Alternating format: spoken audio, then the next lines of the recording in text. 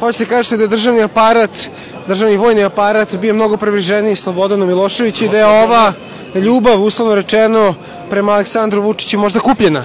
Pa vidite, kako da ne, vi ste imali ozbiljne priče, ozbiljne ljude, kvalitetne ljude, ne sa kupljenim diplomama, vi ste imali generale koji su završili visoke vojne škole, a ne da ste imali ministra odbrane, čovjeka koji je bio dezertir ili slično, gde njemu aktivni general sa visokim školama daje raport ispred 5000 vojnika. To su neozbiljne stvari, to su vrlo neozbiljne stvari, to stvara mržnju, to stvara bes.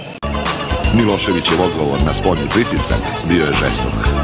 U pokušaju da satanizuje svoje političke protivnike, režim nije birao sredstva.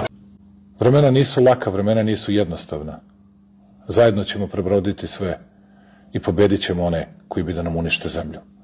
Srbiju nećemo im dati ni za šta na svetu, jer Srbiju volimo više od svega.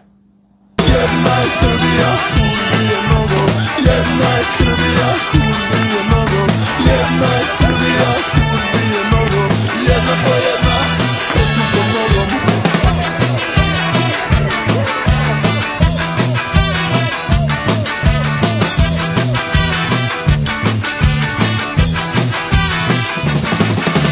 Prvo su ti uzeli deru, da bez srama kidišeš na bližnje svoje.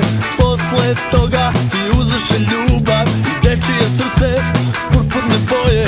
Juče su i meni hteli uzeti nadu da obezgrade nosim okon sa tobom.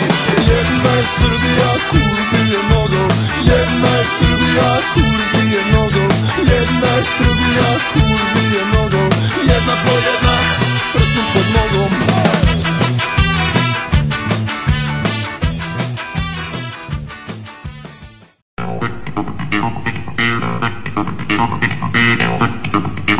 Thank you.